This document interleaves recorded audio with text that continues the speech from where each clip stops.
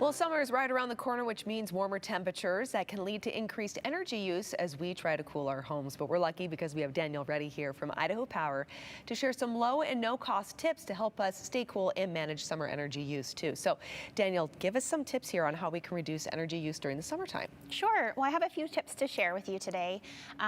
Begin by first option, raising your thermostat to balance your comfort level and your budget. For each degree you raise your thermostat during that cooling season, you save 2 to 3% on your cooling. So oh, wow. It's a great place to start.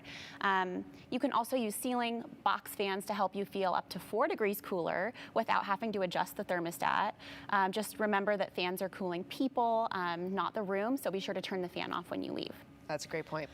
Close your blinds during that hot part of the day to help keep the heat out. Close your blinds when you're leaving the home or when you're out of the room to help reduce that consumption as well. And then also do laundry and other things that bring heat into your home, like your dishes, during the early morning or late evening hours rather than the hottest part of the day. It's also great to just completely keep the heat out of the kitchen. So especially for dinner, if you can use the barbecue grill or keep that heat out of your house during that high heat time, that's helpful as well. Okay, but unless, like you're mentioning, maybe a cold salad, which is not only good for energy consumption, but for your health as well, which is great, right? We can all use a little more greens opposed to maybe making a hot casserole in the oven during the summer, which really doesn't sit on the belly well anyway when it's hot outside. Keeping that heat out of the kitchen. Yes, keeping that heat out. And what other tips do you have? You can also just help your system run more effectively and efficiently by changing your air filter. We recommend you do that at the onset of the cooling system.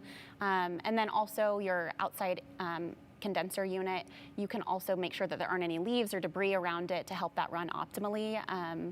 And those things are going to help your system last longer as well as run more energy efficient. Yeah, that's great. And the last thing we want to deal with too is a system that is breaking down during the heat.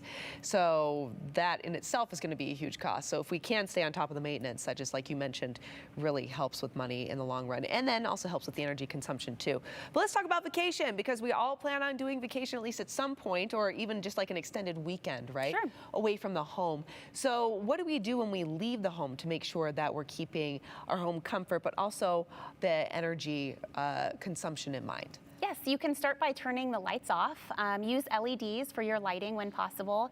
And then you can also, if you'd like the added security, you can use timers or smart bulbs to help provide that look of being home while you're away for safety. You can also look at just around the home, unplugging small appliances or things that aren't going to be used that can both reduce the fire hazard and that helps reduce your energy consumption 24/7. Of course, I have to mention the thermostat, because there's a great opportunity to reduce your energy consumption by turning the thermostat off or raising it while you're away from home. And you can use a smart thermostat if you have one to adjust that temperature to get it to the setting you want it to be when you return home with that app on your phone if you have it. And we offer incentives for smart thermostats as well if you're looking at making that. I love smart thermostats. I think they're brilliant. They're not just smart, they're brilliant thermostats. Are there any other ways that we can keep in mind monitoring our energy while we're away? Yeah, so you can use your My Account at idahopower.com's website, or we have a new mobile app. So you can download the app and you can pay your bill, monitor your energy use, and check outage statuses through our new app.